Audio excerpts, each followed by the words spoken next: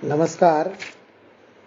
BA तृतीय वर्ष की LEHR सेक्शन की इस कक्षा में आपका स्वागत और अभिनंदन।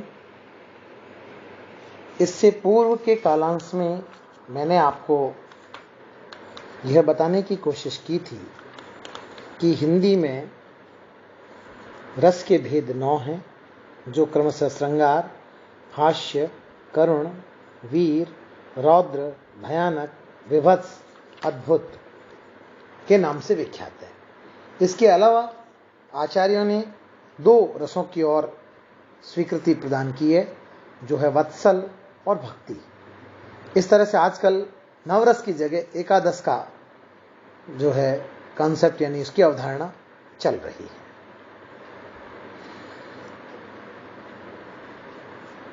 मैंने आपको श्रृंगार में संयोग और वियोग दोनों, फिर हास्य, करुण और वीर रस के बारे में विस्तार से बताया था। आज के अपने इस कालांश में मैं अगले रस यानी रौद्र रस के बारे में आपसे चर्चा कर रहा हूं। सबसे पहले तो आप ये ध्यान रखिए कि रौद्र रस का विषय क्रोध है। अपमान, तिरस्कार, धृष्टता, शत्रु को देखकर जो आपके मन में अनुभव और विचार उदित होते हैं, तो वह जो भाव एक चक्र चलता है, वो रौद्र भाव का चक्र चलता है। मैंने जैसा कहा कि रस इसमें रौद्र है, इसका स्थायी भाव जाहिर है क्रोध होगा। आश्रय जो भी नायक या नायिका है उसका होगा।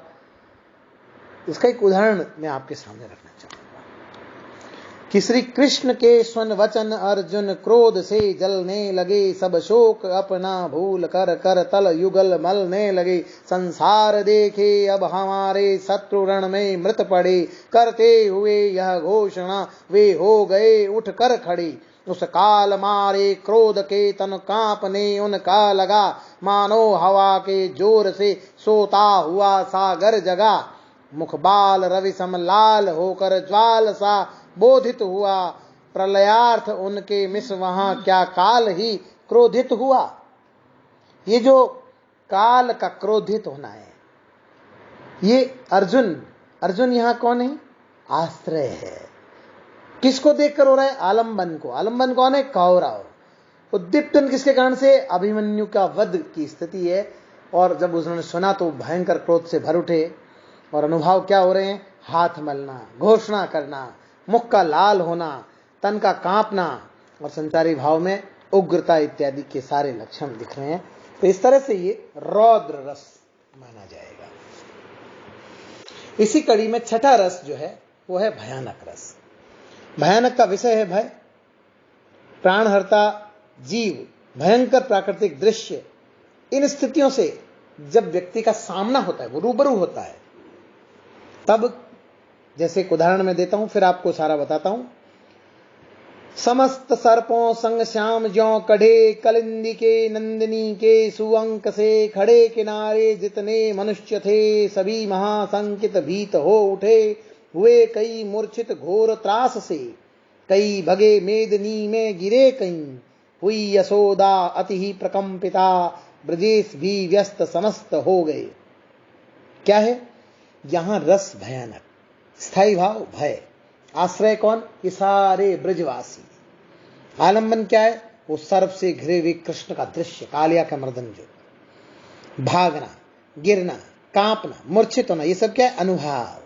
और संचारी भाव में शंका, आवेग, मोह, ये सब संचारी भाव मिलकर होते हैं। तो इस तरह से ये भयानक रस की सृष्टि होती है। आगे बढ़ते हैं और 7वां रस आपका आता है विभत्स रस। इसका विषय आप जानते हैं जुगुप्सा या ग्लानि है। जैसे अपशिष्ट पदार्थों, मांस, दुर्गंध आदि से अधिकतर इसका उदय होता है। उदाहरण देखिए, रिपु आतन की कुंडली कर जागन चबात, रिपु आतन की कुंडली कर जागनी चबात, पीबही में पानी मगो जावत जलेबी खात। यानी इस विभत्स रस में जब जुगुप्सा का उदय होता है, तो दर्शक जो इसमें आश्रय इस दृश्य में, वो जोगिनी को देखते हैं जो आंतों को पीप में पगा पगा कर रोमांच, नाक भौं सिकड़ना, आंख बंद करना, यानी कि वो एक तरह से अनुभव में लाती है और ऊपर से आक्षेप करती है, यानी आवेग, आक्षेप करना, ये सब संचारी भावों के माध्यम से इस रस का अभ्युदय होता है। इसी तरह अद्भुत, इसका विषय आश्चर्य है। आश्चर्य की जो ध्वनि होती है, यानी अलौकिक, अपूर्व को देखने की प्रतीति, अनुभव, जो अपूर्व को देखने का अनुभव है, उससे देखिए क्या। अखिल भुवन चर अचर जग हरि मुखमय लख मातु, चकित भई गद गद वचन विकसित दृग पुलकातु। रस अद्भुत, स्थायी भाव विस्मय, आश्रय मां यशोदा, आलंबन कृष्ण का मुख और उद्दीपन इस मुख में अखिल भुवनों के चराचर प्राणियों का दिखना और अनुभव स्वरभंग, रोमांच, नेत्रों का विकास, संचारी भाव में त्रास इत्यादि। तो इस तरह से यहां पर अद्भुत रस की सृष्टि होती है। और अंतिम आते हैं हम नवरस की जो परिकल्पना है, उसमें जो परम पारंपरिक नवरस है उसकी परिकल्पना में अंतिम है। उसके बाद शेष दो और लेंगे। देखिए, शांत रस है। शांत में इसका विषय हमेशा वैराग्य होता है। संसार की असारता का जब व्यक्ति को बोध हो जाता है तो आदमी को राग से विराग उत्पन्न हो जाता है। और उसको देखिए, जब बुद्ध का संसार त्याग है, उसका दृश्य कवि ने इस रस में कैसे खींचा है, वो आपको वानगी हेतु प्रस्तुत कर रहा हूं। क्या भाग रहा हूं भार देख, क्या भाग रहा हूं भार देख, तू मेरी ओर निहार देख, मैं त्याग चला निस्सार देख, अटकेगा मेरा कौन काम, ओ क्षण भंगुर भव राम राम। रूपाश्रय तेरा तरुण ग्रात, कह कब तक है वह प्राण मात्र, भीतर भीषण कंकाल मात्र, बाहर है बाहर टीम टाम, ओ क्षण भंगुर भव राम राम। देखिए, यहां शांत रस, स्थायी भाव निर्वेद, गौतम बुद्ध यहां आश्रय है और आलंबन यहां निस्सार क्षण भंगुर जगत, उद्दीपन सांसारिक विषयों की क्षण भंगुरता, विद्रूपताएं, निस्सारता का बार बार ध्यान आना, और संचारी भाव मति वितर्क इत्यादि और अनुभव संसार से त्याग कर घर के लिए को छोड़ देना, निकल पड़ना, अपनी राह पे चल पड़ना। अब जो 10वां रस आचार्यों ने घोषित किया वो है वत्सल। इसका विषय हमेशा संबंध होता है। संबंध पुत्र का भी हो सकता है, पुत्री का भी हो सकता है, अनुज का भी हो सकता है, शिष्य का भी हो सकता है, प्रिय का भी हो सकता है, प्रेम में पगी स्थितियों का भी हो सकता है। देखिए, हरि अपने रंग में कछु गावत, तनक तनक चरणन सो नाचत, मनई मनई रिझावत, बाही ऊंचाई काजर धोरी गैयन तेरी बुलावत, माखन तनक आन कर ले तनक बदन में नावत, कबहू चिते प्रतिबिंब खंब में लवनी प्रिय खजावत, दूरी देखत जसुमती लीला हर के आनंद बढ़ावत। यानी वात्सल्य रस, स्थायी भाव स्नेह, आश्रय मां यशोदा, आलंबन बालक कृष्ण और उद्दीपन कृष्ण का वो गाना, नाचना, बाहों को उठाकर गायों को बुलाना, मुख में माखन डालना, प्रतिबिंब को माखन खिलाना और अनुभव में यशोदा का छिपकर देखना और संचारी भाव में प्रसन्नता, हृदय इत्यादि का मोद। और अब आखिरी एकादश रस में जो है वो भक्ति रस। इसका विषय हमेशा आराध्य होता है। आलंबन व्यक्ति का इष्ट होता है।